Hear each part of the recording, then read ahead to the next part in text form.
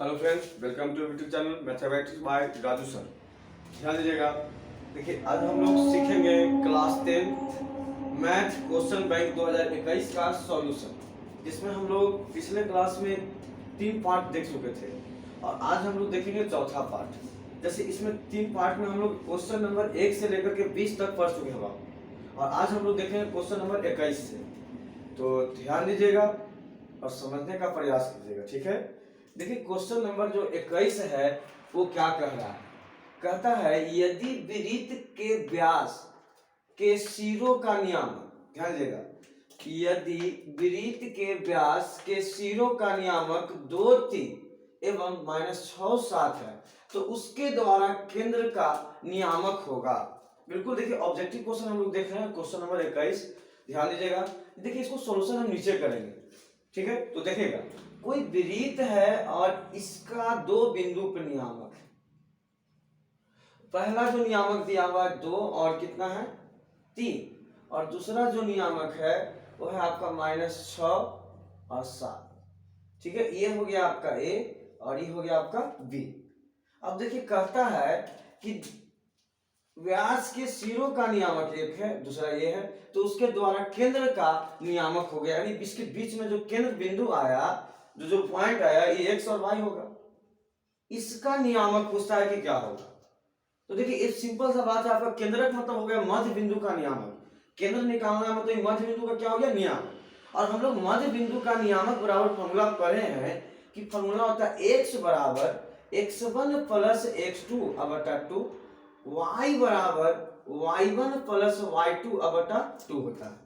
ध्यान दीजिएगा। अब कहेंगे कि x1 किसको कहेंगे, x2 किसको कहेंगे, y1 किसको और y2 किसको कहेंगे। तो देखिए, इसको हम कहेंगे x1 और इसको कहेंगे y1, इसको कहेंगे x2 और इसको कहेंगे y2।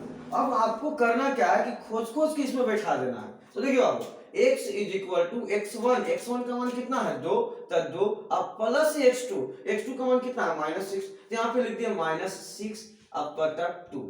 फिर देखिए y is equal to y1, y1 का मान कितना है 3, तो यहाँ पे लिख दिए 3 अब प्लस y2, y2 का मान कितना 7, तो 7 अब बटा कितना 2। अब बताइए इसको हल करेंगे तो 2 प्लस माइनस क्या हो जाएगा माइनस, तो x इज इक्वल टू 2 - 6/2, तो x इज इक्वल टू 2 में से 6 गया तो -4, अब -4 बटा 2 काटेंगे तो 2 दूनी का 4, यानी x बराबर आपका आ जाएगा -2। इसको भी सॉल्व कर लीजिएगा y का, तो y इज इक्वल टू 7 3 कितना 10 अब बटा 2, तो y बराबर कितना रहेगा 5, 10 में 2 से भागा जाएगा कितना रहेगा 5, यानी x का मान आ गया -2 और y का मान 5। अब ये वाला x का मान आ गया -2 और y का मान 5। अब इसका ऑप्शन चेक कर लीजिए, -2 और 5 कहाँ है। तो देखिए, -2 और 5 शुरू में ही है, यानी ऑप्शन नंबर ए। तो यहां से हम टिक आउट कर देंगे ऑप्शन ए। देखिए, इस टाइप का क्वेश्चन जब भी आवे तो सॉल्यूशन करके ही बनाएं, डायरेक्ट ना बनाए नहीं तो गलती हो जाएगा। यदि आपको पता है तो आप रफ में इसका कैलकुलेशन कर सकते हैं, ध्यान रखिएगा। इसके बाद क्वेश्चन नंबर हम लोग देखेंगे 22। तो ध्यान दीजिएगा, थोड़ा सा इसको मिटा देते हैं, फिर आगे हम लोग देखेंगे क्वेश्चन नंबर 22। इसको आप लोग देखिए, जो कैलकुलेशन किए हैं इसको स्क्रीनशॉट ले लीजिएगा, क्योंकि ऐसा ही बनता है, ठीक है ना, तो पता फिर बाद में नहीं चला कैसे बना।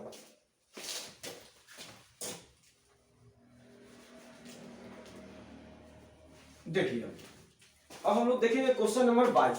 क्वेश्चन नंबर जो 22 है, कहता है त्रिभुज एबीसी में पी और क्यू बिंदु भुजा AB और AC पर क्रमशः इस प्रकार है कि PQ समानांतर PC। यदि AP बराबर 3 सेंटीमीटर, PB बराबर 2 सेंटीमीटर, AQ बराबर 6 सेंटीमीटर और QC बराबर 1 सेंटीमीटर है, तो x का मान ज्ञात करें। इसको कैसे सॉल्यूशन करेंगे। तो देखिए, सबसे पहले कोई भी क्वेश्चन आपको बनाने से पहले आप उस क्वेश्चन के बारे में जानिए कि ये कौन सा चैप्टर का क्वेश्चन है। जैसे इसके पहले हम ये क्वेश्चन बताएं, क्वेश्चन नंबर 21, तो ये जो क्वेश्चन था आपका नियामक ज्यामिति का क्वेश्चन था। अब ये जो क्वेश्चन हम आपका 22 बता रहे हैं, ये जो आपका क्वेश्चन है ये थेल्स प्रमेय पर आधारित क्वेश्चन है। अब थेल्स प्रमेय हम लोग पढ़े हैं, सिद्ध किए हैं, तो इसका फॉर्मूला भी हम लोग को याद होगा कैसे थेल्स प्रमेय सिद्ध किया था। देखिए, तो थेल्स प्रमेय पर आधारित प्रश्न को कैसे बनाते हैं। सबसे पहले एक त्रिभुज लेंगे, यहाँ पे जो कर रहा है वो ले रहे हैं ABC, हम ABC जो क्वेश्चन में कहता है उसके अनुसार चलिए ABC। अब कहता है कि AB और AC पर क्रमशः इस प्रकार है कि PQ समानांतर BC है, यानी PQ समानांतर BC, P हो गया और ये Q हो गया। देखिए, PQ समानांतर क्या हो गया BC हो गया। फिर उसके बाद कहता है कि AP बराबर 3 और PB बराबर 2, तो एपी एपी देखिए तो यहाँ है, 3 सेंटीमीटर है। अब पीबी बराबर 2 सेंटीमीटर है। फिर देखिए क्या दिया हुआ, एक क्यू बराबर 6 सेंटीमीटर, तो ए आई क्यू कितना है 6 सेंटीमीटर। फिर देखिए क्यूसी बराबर 1 सेंटीमीटर, तो ये आपका हो गया 1 सेंटीमीटर। फिर कहता है कि तो एक्स का मान ज्ञात करें, यही एक्स का हमको मान ज्ञात करना है। तो देखिए ये जो प्रश्न है ये थेल्स प्रमेय पर है, तो हम लोग थेल्स प्रमेय से पढ़े हैं कि एपी बटा बीपी सॉरी एपी अब बटा पीबी, यहां लिखेंगे एपी बटा पीबी इज इक्वल टू यानी बराबर ए क्यू बटा क्यूसी। अब देखिए ये क्वेश्चन आया कहां से, कोई आपसे पूछ दिया कि कहां से आ गया, तो कहिएगा कि ये थेल्स से आया। कहां से आया, थेल्स से, तो थेल्स प्रमेय कहिएगा, थेल्स प्रमेय से आया। अब देखिए तो एपी का मान कितना है 3, तो 3। अब पीवी का मान कितना है 2, तो 2 बराबर एक क्यू का मान कितना है 6, तो 6। अब बटा क्यूसी, तो क्यूसी का मान कितना है x। इसके बाद हम लोग क्रॉस मल्टीप्लाई करेंगे। देखिए जब भी बीच में बराबर का चिन्ह रहे तो तिरछा तिरछी गुना कीजिएगा, ध्यान रखिएगा, तिरछा तिरछी गुना करेंगे। तो 3 में x से गुना करेंगे तो कितना आ जाएगा, सोल्यूशन देखिए 3x इज इक्वल टू 2 6 के 12, तो यहाँ 12 लिख दिए। अब देखिए कटेगा कि नहीं कटेगा, जैसे बता रहा है चढ़ती है 12, तो 4 इधर लिख दिए, तो x बराबर कितना आ गया 4 सेंटीमीटर। अब ऑप्शन में खोजिए 4 कहां पे है, देखिए 22 का ऑप्शन बी में आपका 4 है, तो आपका ऑप्शन बी आंसर हो गया। इसी प्रकार से हम लोग क्वेश्चन नंबर देखेंगे 23, तो ध्यान दीजिएगा सभी लोग। देखिए इसको थोड़ा सा मिटा लेते हैं, जब कोई भी क्वेश्चन का हम सॉल्यूशन करते हैं तो उसको थोड़ा सा स्क्रीनशॉट लीजिएगा, चाहे तो आगे पीछे करके इसको समझने का प्रयास कीजिएगा, ठीक है, क्योंकि ये सॉल्यूशन है आपका, हम एक एक क्वेश्चन का सॉल्यूशन आपको बताएंगे, ठीक है। तो अब हम क्वेश्चन नंबर देखेंगे 23, इसको मिटा देते हैं।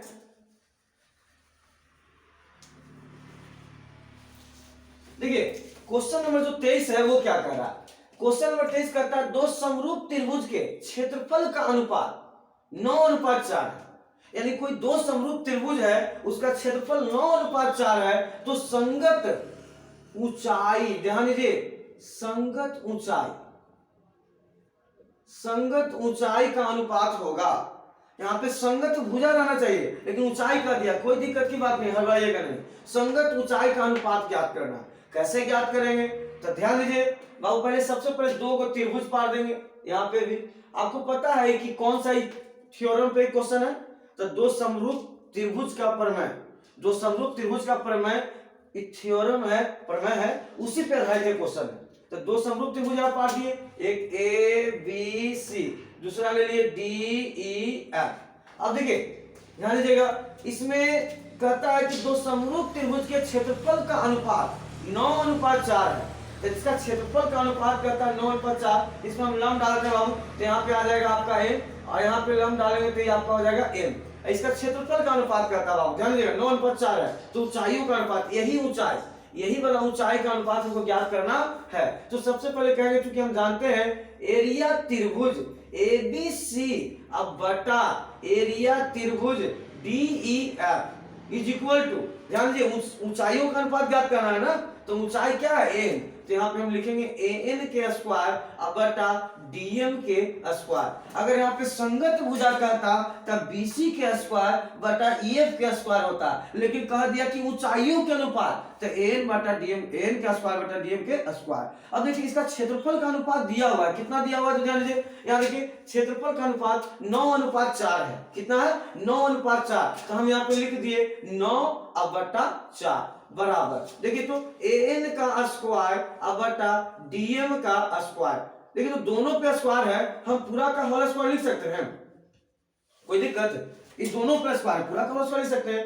हम लोग बचपन में यानी क्लास 8 में ऐसा हम लोग पढ़े फॉर्मूला कि a स्क्वायर बटा b स्क्वायर, तो a बटा b का होल स्क्वायर लिख सकते हैं। ऐसा लिखते हैं कि नहीं लिखते हैं, तो ऐसे लिख दिए। अब बताइए कि स्क्वायर, इस साइड से हम स्क्वायर हटाएंगे तो पटी क्या होगा, रूट चढ़ेगा। तो देखिए ना बाबू, हम यहाँ पे लिख दिए an बटा dm अब बराबर, थोड़ा सा ध्यान दीजिएगा, यहाँ पे हम रूट अंडर 9/4 लिख दिए, यानी ये स्क्वायर हटा दिए, ये पट्टी क्या चढ़ गया, रूट चढ़ गया। तो बताइए 9 का वर्गमूल कितना होता है, 3। 9 का वर्गमूल 3 और 4 का वर्गमूल 2। तो यहाँ पे आपका आ गया 3/2 बराबर an/dm। इसलिए हम इसको कह सकते हैं कि 3:2 आपका आंसर। ऑप्शन चेक कर लीजिएगा, आपको कंफ्यूज करने के लिए 2:3 भी रहेगा, लेकिन जब तक इसका सॉल्यूशन बढ़िया से नहीं कीजिएगा तब तक सही आंसर आपको नहीं मिलेगा, इसलिए सॉल्यूशन जरूर देखें। अब देखिए 3:2 कहां है इसमें, ऑप्शन बी। तो आपका ऑप्शन बी हो गया। इसी प्रकार से हम लोग अगला क्वेश्चन देखेंगे 24। ध्यान दीजिएगा, इसको मिटा लेते हैं। जब जब इस आप क्वेश्चन सॉल्यूशन करें स्क्रीनशॉट लेते रहिएगा, क्योंकि बहुत काम आएगा। अब देखिए इसके बाद अगला जो क्वेश्चन है 24 देखिए क्या कह रहा है। कहता है कि त्रिभुज PQR में यदि PQ के स्क्वायर बराबर PR के स्क्वायर प्लस RQ के स्क्वायर, तो कौन समकोण होगा, कौन समकोण होगा। अब देखिए इस पाइथागोरस क्वेश्चन देखता ही के साथ सबसे पहला काम, कोई भी क्वेश्चन आपको दे तो आपको पकड़ना है कि कौन सा टॉपिक या कौन सा चैप्टर से क्वेश्चन है। तो देखिए ये जो क्वेश्चन है आपका पाइथागोरस प्रमेय पर आधारित प्रश्न है। अभी तक हम लोग जो पढ़े 22, 23, 24 इस सब ज्यामिति का क्वेश्चन था, और ये जो 21 था ये नियामक ज्यामिति का क्वेश्चन था। अब यहाँ पे जो क्वेश्चन है भी ज्यामिति का ही है, लेकिन पाइथागोरस प्रमेय पर आधारित प्रश्न है। तो पाइथागोरस प्रमेय के लिए सबसे पहले एक त्रिभुज पालेंगे, और ये त्रिभुज का नाम समकोण होगा। इस समकोण है 90 डिग्री, यहाँ पे कोण बना दिए 90 डिग्री, क्योंकि समकोण त्रिभुज होगा। अब देखिए इसमें कहता है PQ के स्क्वायर, मतलब आगे किसका स्क्वायर होता है समकोण त्रिभुज में। कर्ण का हम लोग पढ़े हैं पाइथागोरस प्रमेय से कि h का square is equal to p का स्क्वायर प्लस b का स्क्वायर। अब आप सोचिए कि यहाँ पे नाम क्या लिखे कि p का स्क्वायर आ जाए। सिंपल सी बात है, इसको p कह दीजिए और इसको q, तब ना PQ का स्क्वायर होगा h, जान लीजिए। और उसके बाद कहता है PR के स्क्वायर, तो यहाँ पे कह दीजिए r, तो ना PR के स्क्वायर लंब हो गया, लंब की जगह पे क्या हो गया PR के स्क्वायर, आधार RQ चाहे QR के स्क्वायर। तो देखिए तो RQ के स्क्वायर, कोई दिक्कत। तो यहाँ पे कह रहा है, पूछ रहा है क्या कि कौन समकोण है, कौन समकोण है। अपने आप पता चल गया, R मतलब राजू सर, ध्यान रखिएगा, याद भी रखिएगा, R से राजू सर, यानी R कोण क्या है, समकोण है। कैसे, तो आप बैठा दीजिए इस पे PQ के स्क्वायर लिख सकते हैं कि नहीं, क्योंकि ये कर्ण है PQ बराबर लंब क्या है PR, तो यहाँ पे लिख देंगे PR के स्क्वायर अब प्लस B, आधार क्या है RQ के स्क्वायर। बताइए इस पे सेट हो रहा है कि नहीं हो रहा। तो इसमें R आपको पूछता है कि तो कौन समकोण है, तो कौन समकोण 90 डिग्री के समकोण कहते हैं, और समकोण के सामने कर्ण होता है, तो कौन आपका R ही समकोण है। तो R कहाँ है ऑप्शन में, देखिए ऑप्शन C, इसलिए आपका ऑप्शन C हो गया। इसी प्रकार से हम लोग अगला क्वेश्चन देखेंगे 25 नंबर, इसको देख लीजिएगा, थोड़ा सा इसको मिटा लेते फिर आगे हम लोग देखेंगे, ठीक है।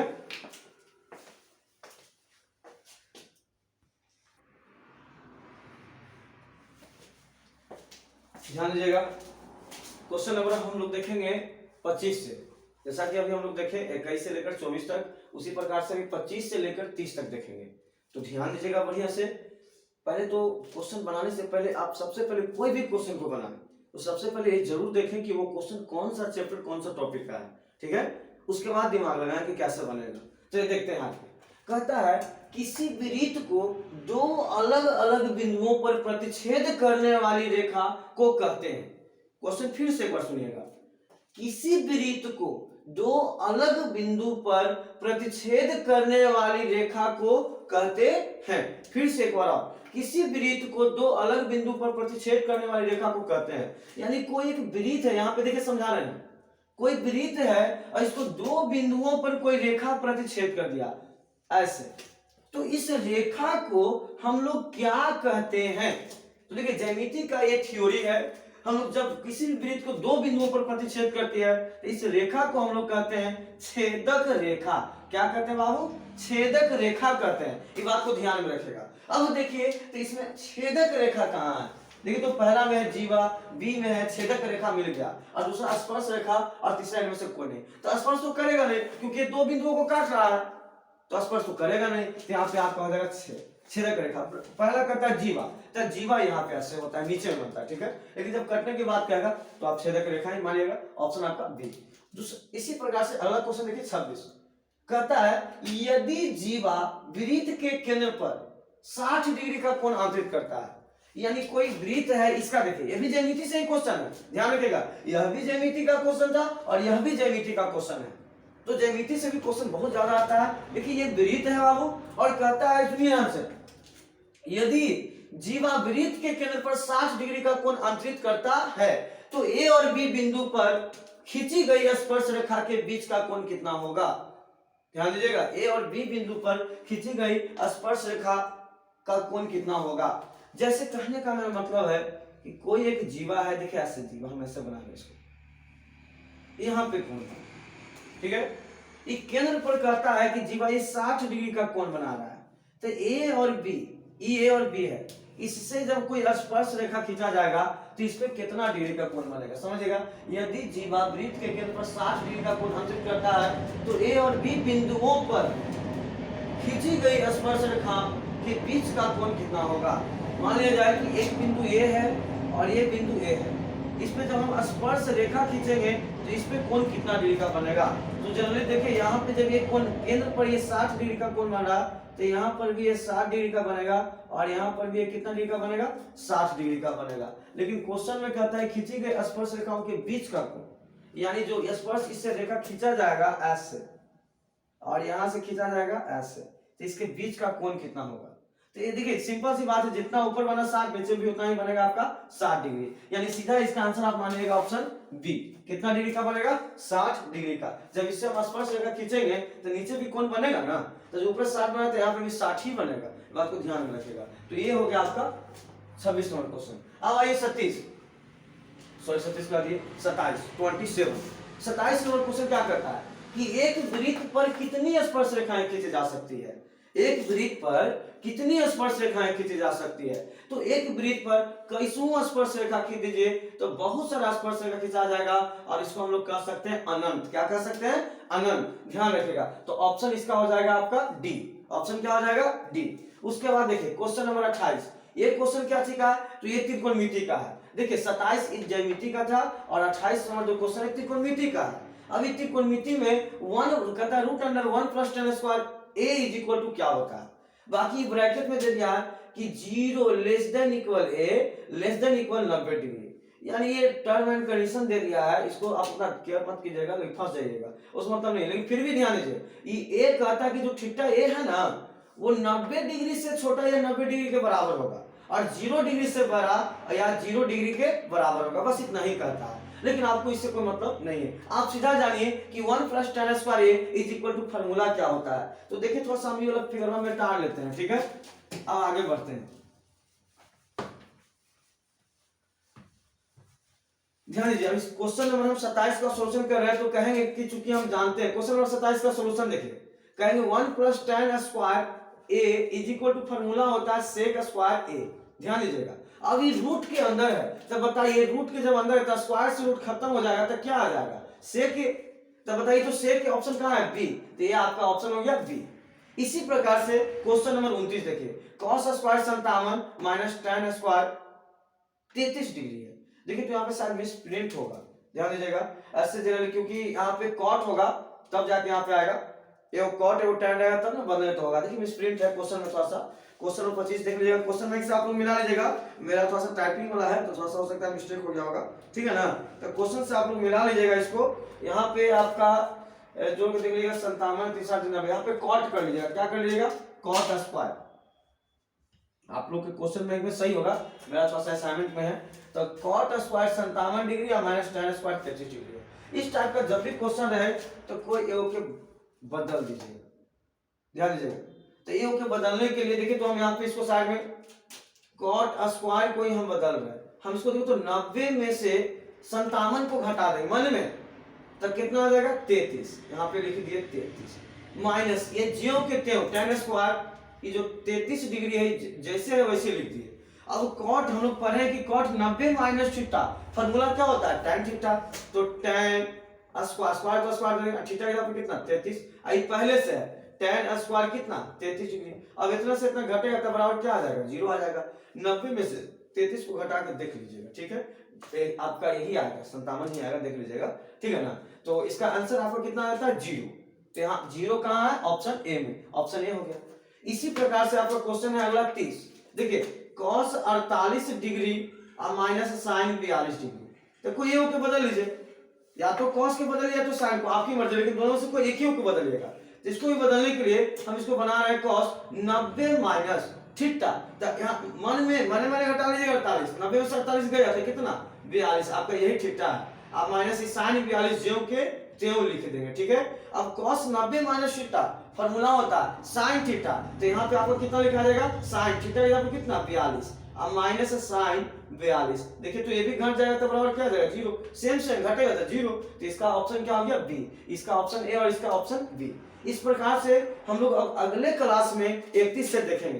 तब तक के लिए आज के लिए इतना ही, और ढेर सारा आप लोग का धन्यवाद। जो वीडियो देख रहे हैं उनके लिए भी ढेर सारा धन्यवाद, और जो नहीं देख रहे हैं उनके लिए और धन्यवाद।